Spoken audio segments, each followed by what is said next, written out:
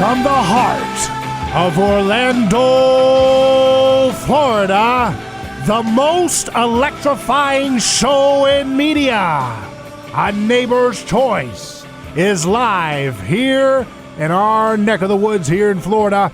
And I'm your host, David Gornoski. So glad you could join us here. And this is a critical juncture that we all stand in today. And that is our follow-up of what's going on the ground live with the Wikileaks situation. Yesterday, we were having a live show on radio. We had Cassandra Fairbanks, who is the chief of the Gateway Pundit over in D.C., who is a journalist and someone who has been very active in covering whistleblower issues. And she's a friend of Julian Assange, and she's visited him 3 times in this year. I was just there last week, she said, and she was giving us the lowdown on what's going on inside the embassy in the UK for Ecuador. And she was telling us the indictment has happened. There's charges of hacking. She was giving us the lowdown that no one else was really covering at that time. No one knew for sure when the arrest was going to happen. And just a few hours after that show, the arrest took place. The American government unsealed an indictment that they'd had sealed for some time in a secret grand jury that they've impaneled. And it's related to charges of hacking, that they're alleging that Julian Assange helped the whistleblower Manning, Chelsea Manning, reveal some of the videos and content related to the Iraq War. And this was in 2010. So there's a lot of moving parts here to this story, but it's very important because, as I said last night, free speech, your right to have freedom of religion, your right to have free press and accountability with your government, all of that is at stake. Rest assured, it's not Julian Assange who's been attacked tonight. It's you and I. This is a statement by people, the same people who tried to sabotage the 2016 election because they didn't want Trump to win. It's the same kind of people here. And unfortunately, Trump needs to step up here with this Julian Assange case and step in and do the right thing.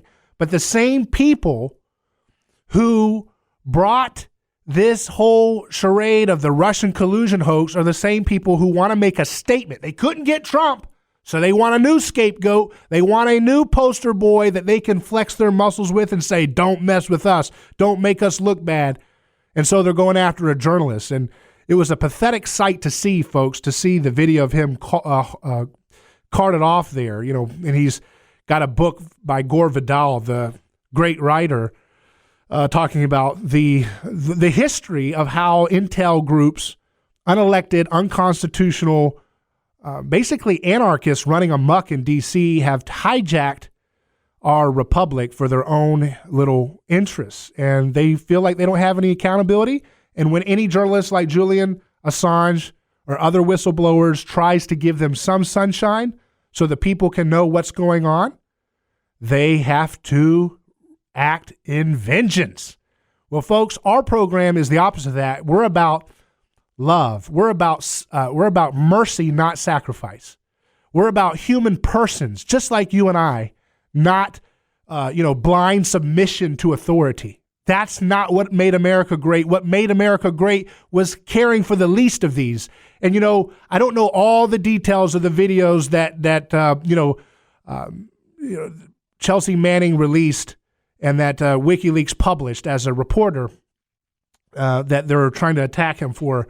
But I can tell you this. From what I've seen, some of the videos were of, soldiers or people in helicopters shooting down at what turned out to be Iraqi civilians. It didn't seem necessary. And I have to say, I support soldiers. I support our troops. I know that they're well-meaning, but sometimes you cannot just say it's okay to kill civilians, okay? You can't do that. And so I don't understand where we have gotten in society where there are human beings right now that want to cage Julian Assange in a prison cage for the rest of his life for exposing that other humans were killing innocent people that they shouldn't be killing. what has happened to our humanity that we've got such a bloodlust for vengeance? We're so insecure, some of us, that this is something that many people say, hey, I don't want to hear about our government going after and shooting and sending missile strikes and so forth to innocent human civilians that are doing nothing wrong. I don't want to hear about that, so I want to kill the messenger. Literally. Lock the man up, basically in the Ecuadorian embassy with some trumped up baseless charges that have never had any significant evidence, starting in Sweden and other accusations.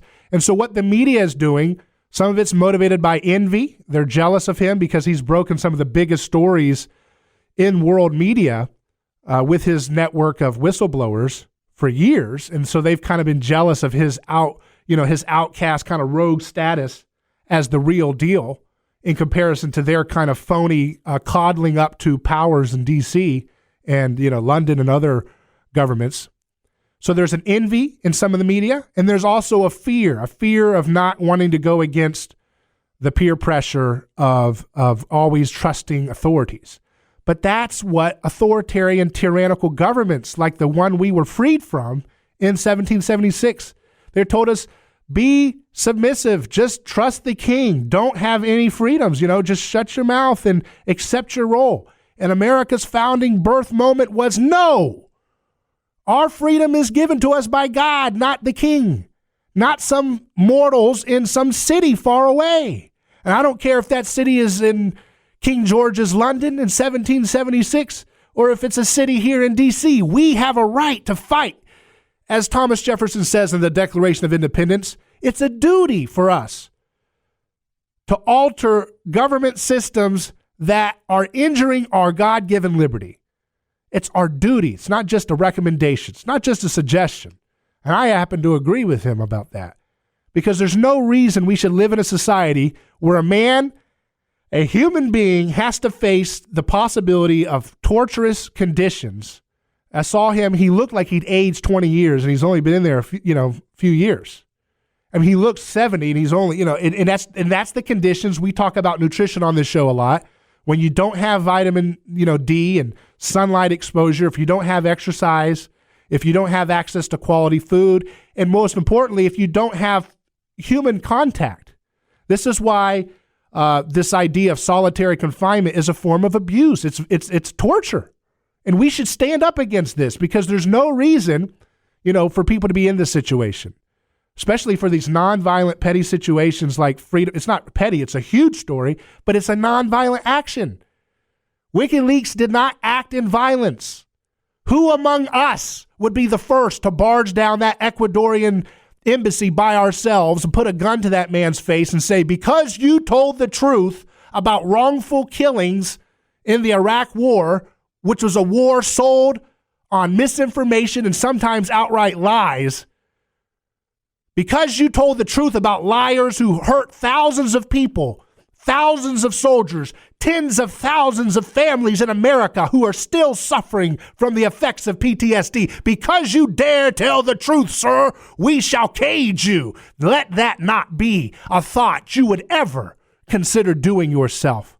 And so if you can't do it yourself, you can't handle that authority over to the government to do on behalf of you because they are our servants. And a servant can't do what a master is not allowed to do. And so if you, as the public, and me as a citizen, if I don't have the moral authority to put a gun to someone like Assange's face and push him into a cage and kidnap him and keep him from proper nutrition and social interaction with his children and sunlight, if I don't have that moral authority, you will never create any magical fiction in history that will legitimize that authority for the public servants or so-called public servants that are supposed to be representing us. That's the bottom line, folks.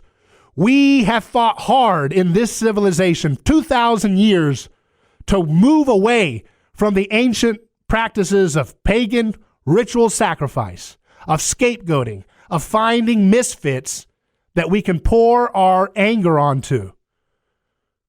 We've worked hard to try to move away from that, and there's no time to look back now and slink back into the darkness of sacrifice. And that's exactly what Julian Assange is being presented to the public as a scapegoat, as an example.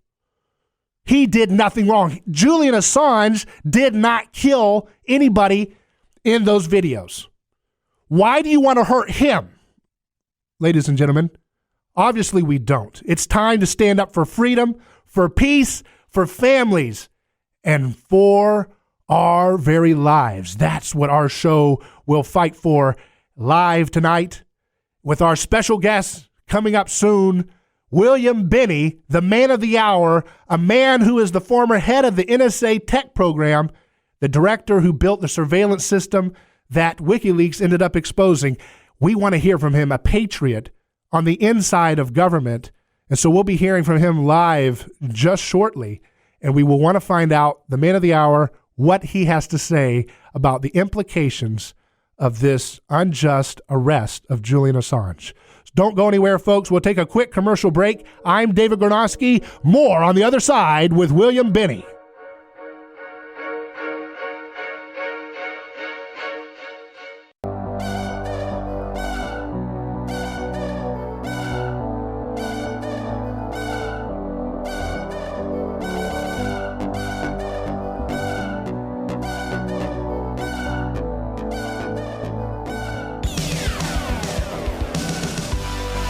Why do the nations rage?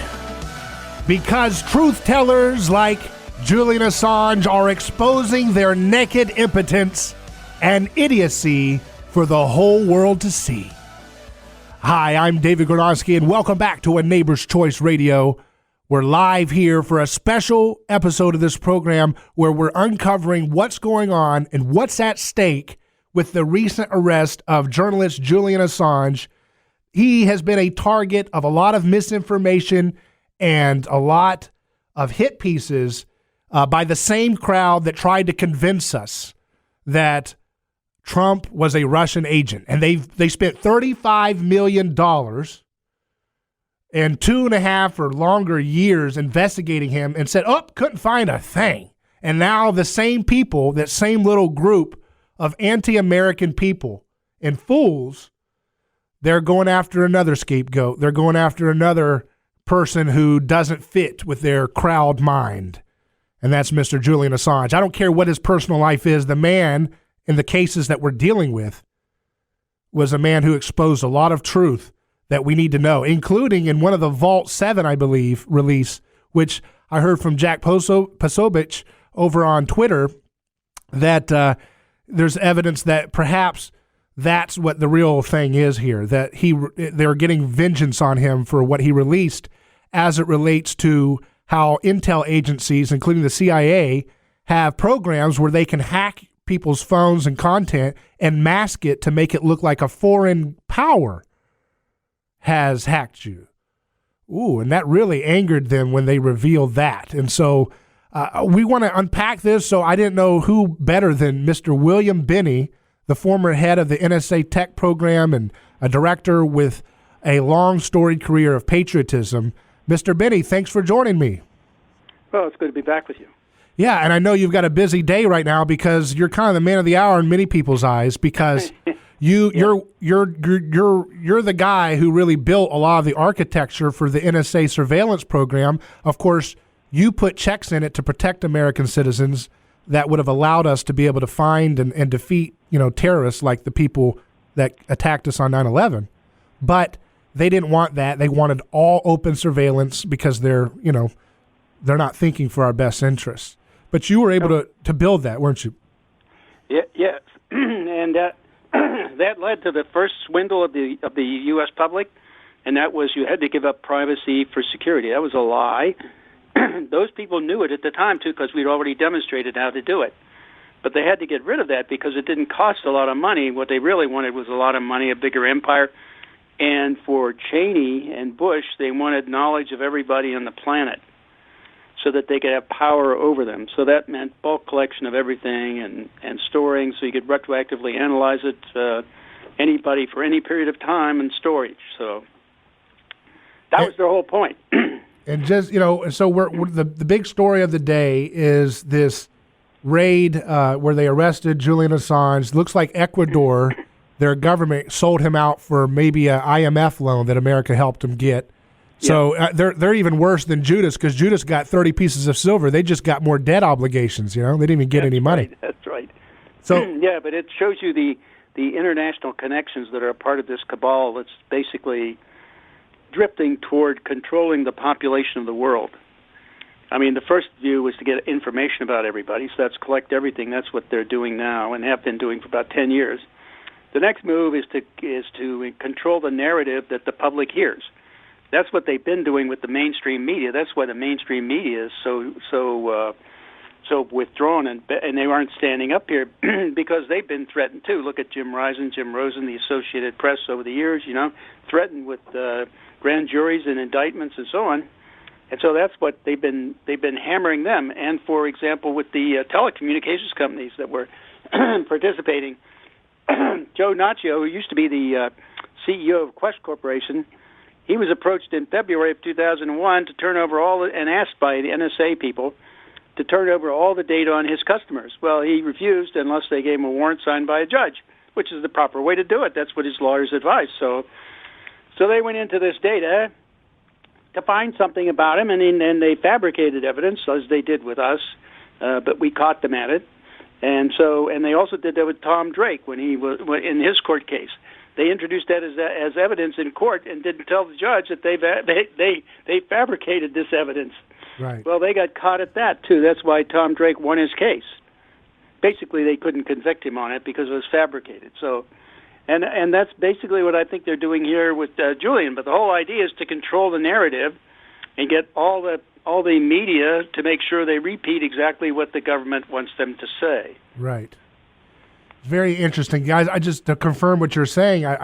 Here's a quote from the USA Today paper, which people don't think of as like the most edgy paper, but even them kind of vanilla. But I felt this was kind of Orwellian statement they made about the Julian arrest. They said Trump, quote, Trump repeatedly praised WikiLeaks during the 2016 campaign for releasing documents stolen from the Democratic Party as part of a Russian effort to influence the election on Trump's behalf. And I thought, they don't even say that's alleged. They're just saying that as a dogmatic fact, like they just showed a photo of a black hole or whatever. And I think to myself, I'm looking at that, I'm saying that's a patent lie. And do they know they're lying? Or are they just too stupid groupthink people? Or what's the problem? No, they're going along to get along. That's what that is. What are they afraid of? They're going to pop their tires when they get out in the parking lot today after the USA Today? Well, it's like, you see, that's why I brought up Joe Naccio about CEO of Quest. After he refused, they put him in jail. And they fabricated evidence against him. He told me that. And I believe him because they did it to us, and they did it to Tom Drake, and they did it to just about everybody that I know of. So so the point is, I'm of the opinion that right up front that the judge in this case in London needs to make sure that the evidence that's presented is real and valid. And I don't know how he's going to validate it, and he's a foreign judge, so I don't know how they're going to deal with that. I assume that the claim is that he helped Chelsea Manning break into or hack into the government computers. Well, in order to do that, they would have to have communications with him. That's the domain of NSA, and that anything that NSA collects is classified. So that information is classified. So how are they going to take it into a British court? I don't know how they're going to do that. And the other point is they won't be able to show it here in public in the U.S. if it's assuming it is NSA data. I think they fabricate it. So I'd wait to see the evidence to really challenge it. We haven't seen any of that yet. But is there any evidence that Manning even did hacking, and they're accusing Assange of being participant in this hacking? Isn't this basically what a lot of journalists do all the time with sources? They say, "Hey, can you get me some more information?" Well, I think the allegation against Julian is that he helped Chelsea break through passwords internally in the DoD network. Mm-hmm. I think that's what the charge is. But that's something that needs to be proven in court, and certainly the judges need to verify and validate that data coming in, because you can't trust them. They've already demonstrated fabricating evidence in a court of law and lying in affidavits and so on. So, and lying to the congressional committees, and also lying to the public. So how can you trust a liar? You have to have a way of verifying and validating what they're saying. What do you think of the argument? Some people have said that they've really been. There was some rumblings that there was an attempt to make a deal with Julian, to have basically, protect him, and as long as he could help them with certain things in the Trump administration to find out, some leaks or get to the bottom of some of these coup attempts. But the deal fell through for immunity, and it had something to do with Vault 7, the release. Do you know anything about that? It was something about how the WikiLeaks exposed that the CIA and other agencies were fabricating data to make it look like foreign powers were hacking people, but it was actually them. Is that what you know anything about that? I think that was the suggestion put forward by Julian Assange to the U.S. government. Mm-hmm. But of course they didn't want to do that because they can't. They have to cover it up. They also have to control the narrative, and in order to do that, they have to get Julian Assange. That's the point. Right. So they just can't tolerate anybody out there telling anybody the truth. And it's a matter of it's a matter of silencing the truth and controlling the narrative, not just in the U.S. but also around the world. And the truth is, they wanted to curate the embedded journalism and photography of the war in Iraq, because this is what this case is related to, but it's not. I mean, it's bigger than that. They wanted to curate the photography of the war so that public opinion wouldn't sour, wouldn't say, hey, why are we still going around and getting involved with civilians? These are innocent people just living in their own neighborhoods caught up in a war zone. Why are we picking them off? Why is this happening? Because they knew that would sour public interest in the war, and they wouldn't be able to keep their little game going. So that's what's really going on. It's an attempt to make a statement with one of the biggest fish in whistleblowing journalism, to make a statement saying this is what happens if you ever expose our ugly, ridiculous, unconstitutional wars. Criminal. Yeah, we'll be right back with Mr. Bill Binney, former head of the NSA tech program. I'm David Gornoski. We'll see you on the other side. Don't go anywhere. More on WikiLeaks and what's at stake.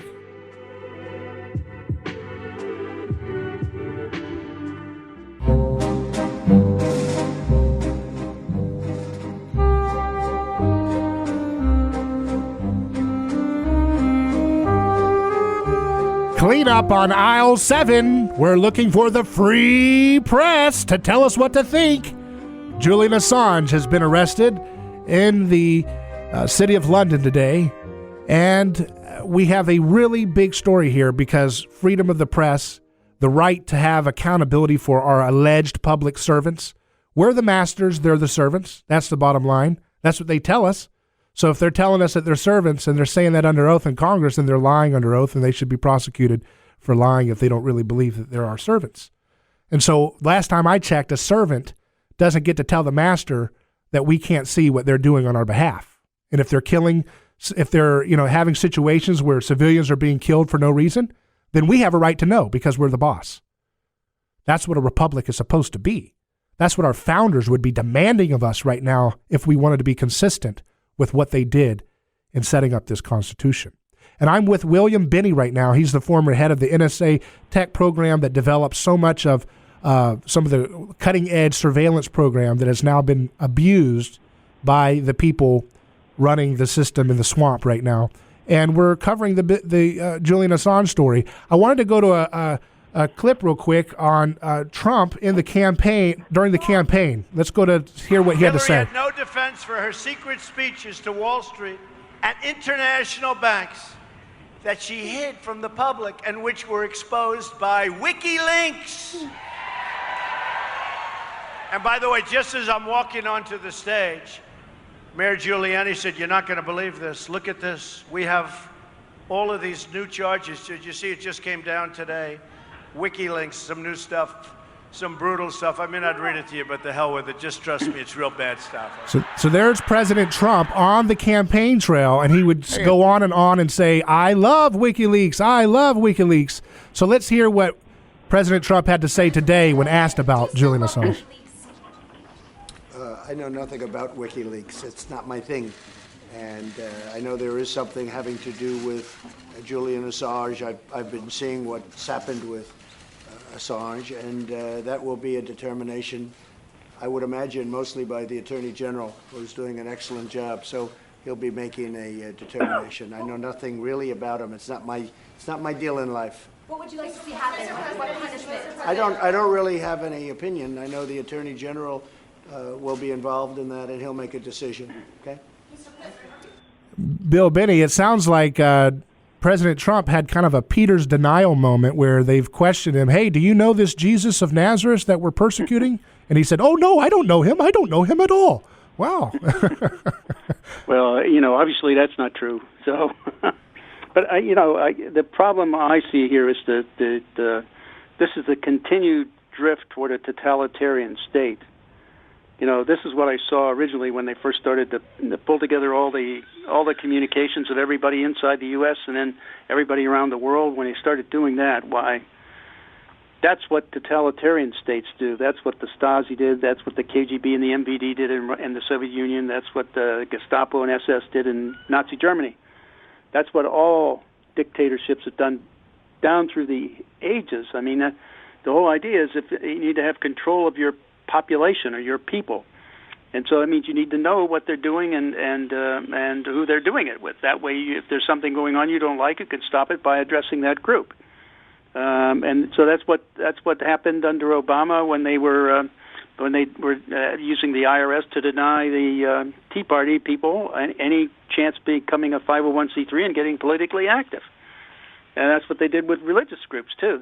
For the same reason, using the IRS. And so this is nothing new. I mean, this happened under Nixon. He used the IRS and he also used the NSA, CIA, and FBI. The same three involved now today.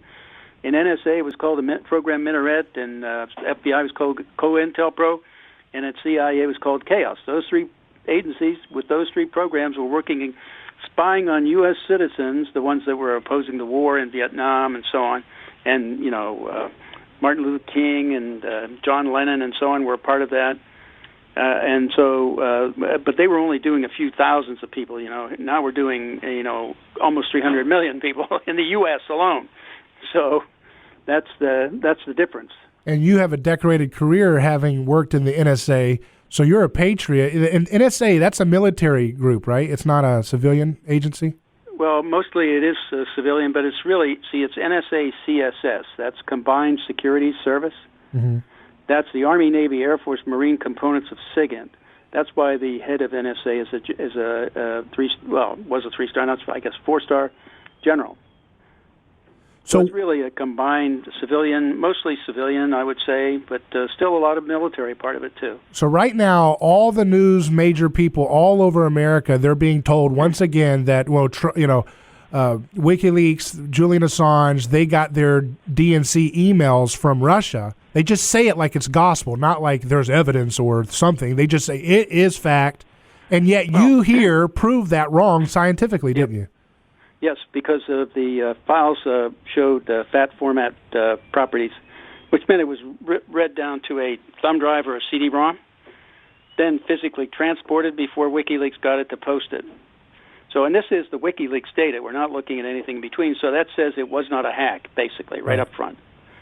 And we can see the difference in Julian Assange's integrity on this versus our government people are the ones harassing him and hurting him in this case. Because Julian Assange, to this day, will not reveal his source. He won't even reveal that Chelsea Manning was his source for those other leaks, even though Manning says it all the time in the media. He still won't acknowledge it because he knows his entire media operation depends on the protection of sources to the end, to the very end. And so if he really was the scoundrel that these liars in the fake free press are talking about, if he was really this crook, then why wouldn't he have cut a deal and just give them the name of the source of his DNC emails, and then he'd be done with it, right? He could have, cut a deal and be home with his kids, living fat and happy like the swamp creatures in D.C., right? That's right. Yep. I mean, you hit that right on the head. I mean, but the main threat here is not just to journalism to shut them down, but the fear now that any reporter anywhere in the world in any media, TV, radio, or print, any of them that dare expose something that is classified and sensitive to the U.S. government or any other government, by the way, this precedent is being set where those governments can trump up charges or they can charge them with something and request extradition from all the other countries where they are back to their country for trial. Right. So, and this can happen to anybody now. So it's not, they've set the very bad precedent here. And, it's funny, but at the same time, there is somewhat silver lining. Big mainstream voices like Rush Limbaugh and Sean Hannity, they used to be kind of silent on surveillance issues, and they've actually come out to bat a little bit in defense of, I don't know about Julian, some Fox News, it's hit or miss. Some of them say throw him to the wolves, and a couple others say, hey, what are you doing? So there is some sea change here on some of the most militaristic, authoritarian impulses on the right. And so that's good to know that, someone like Rush Limbaugh, 15, 20 million listeners a week, and he's out there, kind of saying that this group has gone too far on some things. So there is some movement in a good direction. But where do you see, where do we go next? Are you working on any more research? Because I see you as the man of the hour, because you sign, if Trump were to do one tweet and just say, look into Bill Binney's science that disproves the DNC hack claims, that's all. That's game over. That's a whole new world that we're working on if he did that. Well, he sent me to talk to Pompeo when he was director of CIA. Mm-hmm. Actually, he told the director of Pompeo to talk to me if he wanted to get facts about the Russiagate. Mm-hmm. So, and I did that back in October 2017. But it didn't seem to have a great deal of impression with him. So, do you have any way of getting? I gave him the basic facts. I didn't dress up anything. I gave him no opinions, no anything. I just gave him the basic facts. Here's the forensic evidence. Bang, bang, bang. And I told his people where to get it. It's all right there. Was there anything else we can do to re-jog their mind a little bit? Are they? I don't know. I think they're hopelessly lost in this emotional swirl of we need to cover up here so nobody looks at us. They look over here. It's the Wizard of Oz thing, right? Don't pay any attention to what I'm doing or what I've done. Pay attention to this guy over here. He's the real bad guy. Right. That's why, and they have to have an enemy to justify the hundreds of billions we spend every year into the military-industrial intelligence complex that supports this deep state, all the commercial environments, also banking and technology and so on. Those hundreds of billions of dollars going into that every year have to be justified. So in order to justify it, you need an enemy. Well, okay, who's going to be our enemy now? Let's continue with Russia. Everybody's got a bad taste for Russians in the Cold War, so let's when they were the Soviet Union. So now let's resurrect that, and everybody will be angry at them or distrust them right from the beginning. So we've got a leg up on that one. So let's use him and them, Putin and the Russians. They're the evil enemy. Right. So that's the thing they're pushing on us. Well, like René Girard, the late Stanford scholar, said, ancient societies always had to create unity and order based on a scapegoat that they could push out and kill, and that's what we see here doing right now. And they will attack and vilify anybody that's in slightly proximity of that scapegoat. And Julian Assange isn't even in the proximity of Russia, but because he exposed the same crooks, he's going to get lumped in with that whole scapegoat cadre over there, right? Yeah, and for example, when I came out with the evidence I had on Guccifer 2 proving it was a fabrication and a fraud, all I got labeled by the mainstream media was I'm a conspiracy theorist, Right. So, I mean, they're a joke. They're basically a mental joke. Yeah, and I call them the mentally impaired by their emotions people. What? They're just totally impaired. So, I mean, it's going to be hard to really trust anything they say because now their thinking is so skewed and so so warped that you don't think. I mean, it's almost impossible to think of them being able to do something right. Right. Well, I hope that we can hear more from you, Mr. Binney. You're a true light of truth in that area in D.C. and someone who actually you spent your life actually trying to stop real terrorists, and yet we have a bunch of fools up there who are swindling everything our children will inherit, and it's a crying shame. And I can only hope that the little babies that are born and alive right now, that when they're the age, if they're in their 50s and 60s, that maybe they'll look back at this time in history and say, what a pathetic joke those medieval rubes running these deep state groups were. How foolish were we to stick into them and keep them around as long as we have, you know? Yeah, no, I agree totally. Well, thanks again for coming on, and we'll talk to you soon. Mr. Okay, Bill Binney, thank you. folks. You're listening to A Neighbor's Choice. I'm David Gornoski. We'll be right back.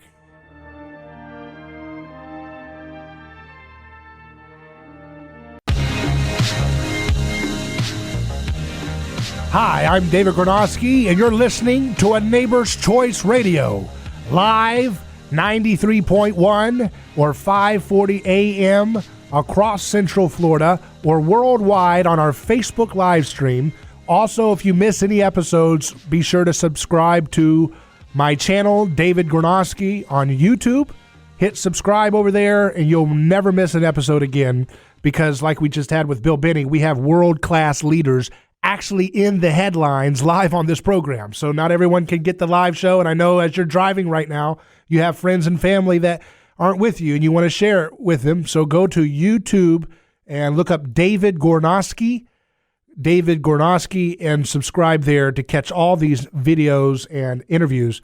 And I'm just looking at this quote here by Rene Girard. He says, "Everywhere and always, when human beings either cannot or dare not take their anger out on the thing that has caused it, they unconsciously search for substitutes, and more often than not, they find them." And that's the moral of the story of this show today. Because Julian Assange has now been arrested by the UK, and as Bill Binney said, if they got NSA surveillance of him to hear conversations he had with his source, Private Manning, for his revelations of unjust bad behavior in Iraq. If that was NSA surveilled, then that means that's classified, which means the UK court should not be allowed to release that in the court. So you see how they bend the rules all the time? They're supposed to be our servants, not our masters. They're supposed to know their role. And it's up to America to let them know, the people who are unelected bureaucrats, to know that no, you're not the masters here. Sorry. You're just a mortal human being. You go to the bathroom just like everybody else. You leak just like everybody else. That's what's at stake here. And so when we see this, quote here, human beings have always tried to take out their anger on other people for things that someone else has done, a third party. And what is the anger that the deep state has towards? Do you know who the anger they really have? They have anger towards the American public. That's why they're taking it out on Julian Assange and other whistleblowers. They're angry that the emperor has no clothes, that in this new age of digital media and alternative media and true free press, not the fake cookie cutter Mickey Mouse fake free press that has been lying to us for years, or if they're not lying, caught up in stupid groupthink.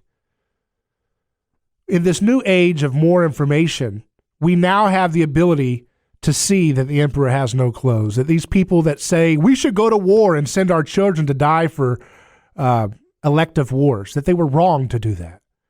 And that when they say, oh, your government, your president you elected, he said he wanted to be friends with Russia and not go to war in Syria.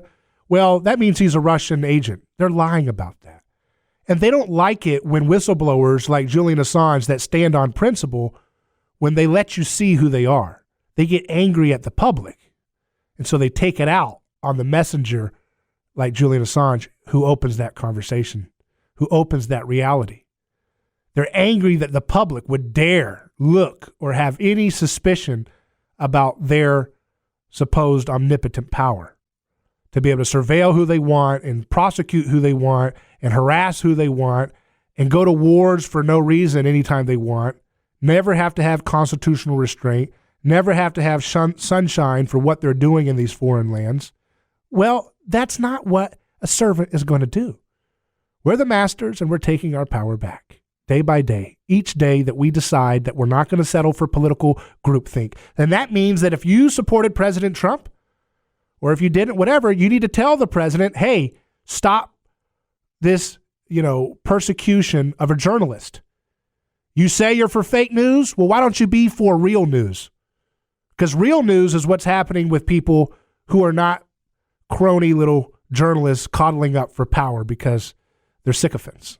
Real journalism, real news is when you can release the DNC emails and people can see that, like Trump said, when he wanted something from us and he wanted us to vote for him, Trump was telling the truth about what WikiLeaks was doing. They were exposing the emails where Hillary Clinton was showing that she was in bed with Wall Street, that she was in bed with these international banks, and she was talking about how she's going to help them. And then there was emails of her, talking about, working with Saudi Arabia and these wars and all these really slimy stuff that we all know is there, but here's, smoking gun evidence for it. And so the people that have been shaken by the public seeing how pathetic their little sliminess is, they're angry at us and they want to make us scared, but we're not going to be scared anymore because those days are over. The old world order that they are operating under, it's over. We're in a new world now. You can't go back. You can't go back to 3 TV outlets and 4 newspapers nationwide. You can't go back to that time. The decentralism is going to continue. Encryption and privacy, technology will continue, folks. They can't keep up. Their machinations for power will not keep up with the human spirit and its desire to have freedom and privacy and peace. Because the natural inclination of man is really not war for the sake of war. When war and all these garbage things happen, it only happens in groups. When people are one-on-one and they're asked to, like I said earlier in the show, would you go and barge into Julian Assange's place and put a gun to his head and grab him and physically put him in a cage when he's sick and he looks like he's aging? No, you wouldn't. Nobody in their moral sensibility would ever do that. So what makes it okay if it's wrong for you to do it? What makes it magically okay if you get other people to do it for you? Don't scapegoat the authorities. You take responsibility as the masters of our society. Each and every one of us, neighbor to neighbor, we've got it. We'll do it together.